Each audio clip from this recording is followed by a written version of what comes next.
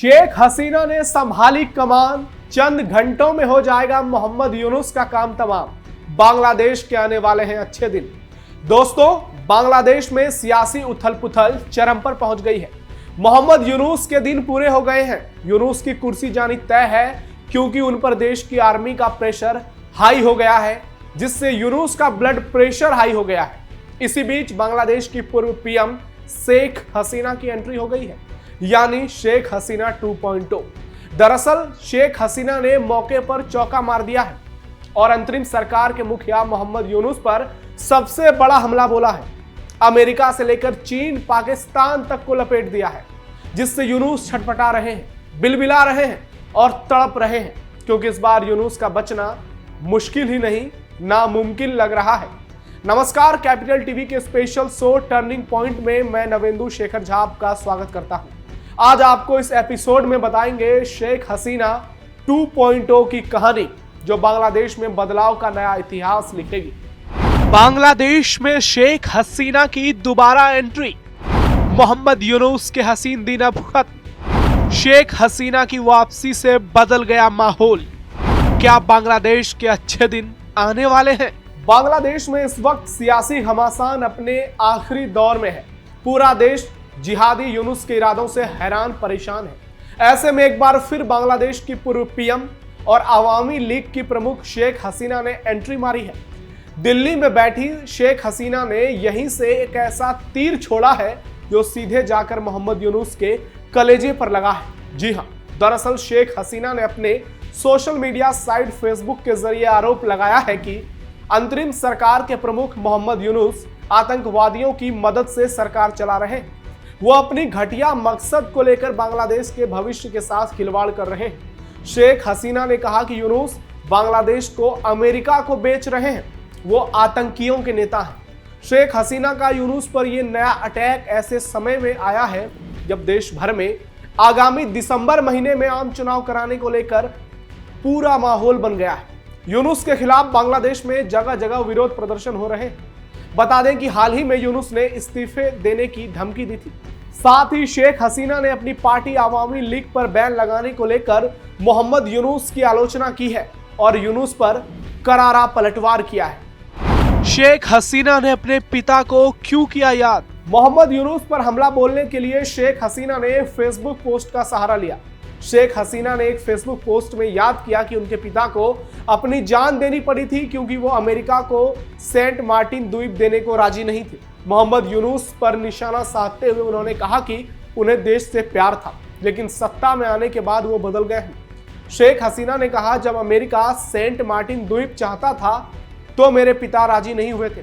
उन्होंने अपनी जान देनी पड़ी और ये मेरी किस्मत थी, क्योंकि मेरे मन में कभी सत्ता में बने रहने के लिए देश को बेचने का ख्याल नहीं आया, ऐसा विचार नहीं आया। और जिस देश के लोगों ने राष्ट्रपिता बंगबंधु शेख मुजीबुर रहमान के आह्वान पर 30 लाख लोगों को आजाद कराने के लिए हथियार उठाए और संघर्ष किया और अपनी जान तक दे दी, उस देश की एक इंच जमीन भी किसी को देने का इरादा किसी का नहीं हो सकता।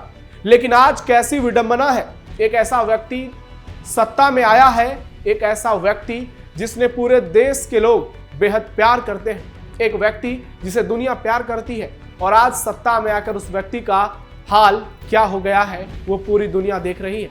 जो सामने से तो कुछ और दिखता है, लेकिन अंदर खाने वो क्या है ये अब हर किसी को पता चल गया है। आतंकियों से मिले हैं मोहम्मद यूनुस। शेख हसीना ने आगे आरोप लगाया कि यूनुस आतंकवादियों की मदद से सरकार चला रहे हैं। उन्होंने कहा, यूनुस ने आतंकवादियों की मदद से सत्ता हथियाई है, सभी आतंकवादियों की मदद से, यहां तक कि जिन्हें विभिन्न अंतर्राष्ट्रीय मंचों पर प्रतिबंधित किया गया है, जिनसे हमने बांग्लादेश के लोगों की रक्षा की। केवल एक आतंकवादी हमले के बाद ही हमने सख्त कदम उठाए थे, कई को गिरफ्तार किया था, अब जेलें खाली हैं। उन्होंने सभी को रिहा कर दिया है। अब बांग्लादेश में उन्हीं आतंकवादियों का राज है। शेख हसीना ने मारा मौके पर चौका। शेख हसीना ने न सिर्फ इन आरोपों को सार्वजनिक मंचों से उठाया, बल्कि इसे एक चुनावी हथियार भी बना लिया। उन्होंने यूनुस और उनके समर्थकों को देशद्रोही करार देते हुए बांग्लादेशी जनता को उनके खिलाफ लामबंद किया है। उन्होंने राष्ट्रवाद की भावना का सहारा लिया और इसे देश बनाम विदेशी साजिश का मुद्दा बना दिया। मोहम्मद यूनुस और शेख हसीना की ये लड़ाई अब सिर्फ कानूनी या सियासी नहीं रही, ये बांग्लादेश की पहचान और संप्रभुता की लड़ाई बन चुकी है। एक और नोबेल विजेता की अंतर्राष्ट्रीय प्रतिष्ठा है, तो दूसरी ओर एक प्रधानमंत्री का राष्ट्रवादी दाव। और इस बार शेख हसीना ने समय पर चौका मारते हुए खुद को फिर से सियासत के केंद्र में रख दिया है और उनकी वापसी तय मानी जा रही है। कहा जा रहा है कि बहुत जल्द शेख हसीना बांग्लादेश में आकर चुनाव भी लड़ेंगे, चुनाव जीतेंगे भी और प्रधानमंत्री के पद पर भी बैठेंगी। सरकार सेना में भयंकर टकराव। बता दें कि म्यांमार के रखाइन प्रांत के लिए एक मानवीय कॉरिडोर प्रस्तावित किया गया, जिसे जनरल वकार ने ब्लडी कॉरिडोर करार देकर खारिज कर दिया। उनका कहना है कि यह बांग्लादेश की संप्रभुता और सुरक्षा के लिए खतरा है और सेना अब अराजकता या भीड़ या फिर हिंसा बर्दाश्त नहीं करेगी। वकार ने पहले ही कह दिया था कि यूनुस सैन्य मामलों में हस्तक्षेप बंद कर दें और प्रस्तावित रखाइन कॉरिडोर जैसे प्रमुख मुद्दों की जानकारी सेना को देते रहे, क्योंकि वो कोई चुनी हुई सरकार के नेता नहीं है। आपको बता दें कि बांग्लादेश के विदेश सलाहकार तौहीद हुसैन ने घोषणा की थी कि अंतरिम सरकार ने अमेरिका की ओर से प्रस्तावित रखाइन कॉरिडोर पर सहमति व्यक्त कर दी है। जब ये बात सेना को पता चली तो उनकी ओर से नाराजगी जताई गई। आर्मी चीफ वकार ने बुधवार को इसे खूनी कॉरिडोर बताया और अंतरिम सरकार को चेतावनी देते हुए कहा कि बांग्लादेश की सेना कभी भी किसी ऐसी गतिविधि में शामिल नहीं होगी जो संप्रभुता के लिए हानिकारक हो, ना ही किसी को ऐसा करने की इजाजत दी जाएगी। इसके बाद यूनुस सरकार ने यू टर्न लेते हुए कहा कि उन्होंने किसी भी देश के साथ म्यांमार सीमा पर रखाइन कॉरिडोर को लेकर कोई समझौता नहीं किया। लेकिन यूनुस का खेल हर किसी को पता है। यूनुस पहले भी झूठ बोलता था, यूनुस आज भी झूठ बोलता है। ये फर्जी नोबेल पुरस्कार विजेता, इसका मकसद सिर्फ और सिर्फ जिहाद है। शेख हसीना की बन रही बांग्लादेश में सरकार। आपको बता दें कि शेख हसीना पिछले 5 अगस्त को बांग्लादेश छोड़कर भारत आ गई थी। दरअसल उनके खिलाफ देश भर में छात्र प्रदर्शन कर रहे थे। ये केवल छात्र नहीं बल्कि मोहम्मद यूनुस के कट्टरपंथी चेले थे। बांग्लादेश में 5 जून को हाईकोर्ट ने जॉब में 30% कोटा सिस्टम लागू किया था। इस आरक्षण के खिलाफ ढाका में यूनिवर्सिटीज के स्टूडेंट प्रोटेस्ट कर रहे थे। वैसे कहने कि ये सिर्फ स्टूडेंट थे, लेकिन ये सब यूनुस के जिहादी चट्टे बट्टे थे। ये आरक्षण स्वतंत्रता सेनानियों के परिवारों को दिया गया था। हालांकि शेख हसीना सरकार ने इसे बाद में खत्म कर दिया, लेकिन इसके बाद जिहादी छात्र उनके इस्तीफे की मांग को लेकर विरोध प्रदर्शन करने लगे। बड़ी संख्या में छात्र और आम लोग हसीना और उनकी सरकार के खिलाफ सड़क पर उतर आए और जमकर उत्पात मचाया। उसके बाद जो तस्वीरें आई उसे पूरी दुनिया ने देखा, कैसे वहां चुन चुनकर हिंदुओं को निशाना बनाया गया। इस प्रोटेस्ट के 2 महीने बाद 5 अगस्त को उन्होंने पीएम पद से इस्तीफा दे दिया। इसके बाद अंतरिम सरकार की स्थापना हुई। बांग्लादेश में कई लोग चाहते हैं कि शेख हसीना की वापसी हो जाए और अंदर की खबर है कि शेख हसीना बहुत जल्द बांग्लादेश में वापसी करने वाली है और उनकी पार्टी पर लगा बैन भी हटने वाला है। वो चुनाव भी लड़ेंगे, क्योंकि आर्मी चीफ वकार शेख हसीना के मुताबिक उनके कहने पर बांग्लादेश की सुरक्षा को लेकर उनके साथ खड़े हैं और पूरी संभावना है कि जैसे ही यूनुस सरकार गिरेगी बांग्लादेश में फौरन चुनाव होगा और शेख हसीना दोबारा पीएम बनेंगी और ये भारत के लिए बहुत अच्छा होगा। वैसे शेख हसीना कई बार पीएम बन चुकी है और एक बार और उनका पीएम बनना बहुत जरूरी है, क्योंकि बांग्लादेश में पाकिस्तान जैसी स्थिति सामने आ रही है।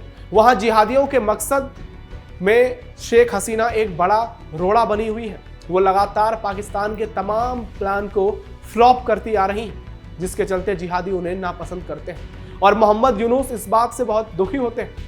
शेख हसीना की वापसी भारत के लिए भी बहुत शानदार होगा, क्योंकि हसीना के शासन में दोनों देशों के संबंध बहुत अच्छे रहे।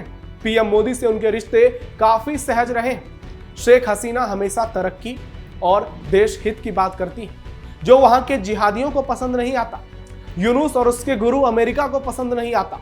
शेख हसीना के आते ही सरहद पर भी स्थिति सामान्य हो सकती है। इस बात की पूरी संभावना है और इतिहास भी इसका गवाह है। जो ऑपरेशन सिंदूर के बाद तनाव में बदल गया था, उसमें बदलाव हो सकता है और इसका कारण केवल कट्टरपंथी और जिहादी मानसिकता वाले लोग हैं, जिन्होंने बांग्लादेश में भी और सीमा पर भी माहौल खराब करने की कोशिश की। कुल मिलाकर शेख हसीना का आना बांग्लादेश के साथ साथ भारत के लिए भी बहुत बेहतर होगा, फिलहाल टर्निंग पॉइंट के स्पेशल एपिसोड में इतना है। आप सावधान रहिए, अलर्ट रहिए और अपने आसपास पैनी नजर रखिए। कैसा लगा आपको हमारा ये एपिसोड, कमेंट बॉक्स में जरूर बताइए। साथ ही बांग्लादेश में चल रही सियासी घटना पर अपना फीडबैक भी जरूर दीजिए। जय हिंद।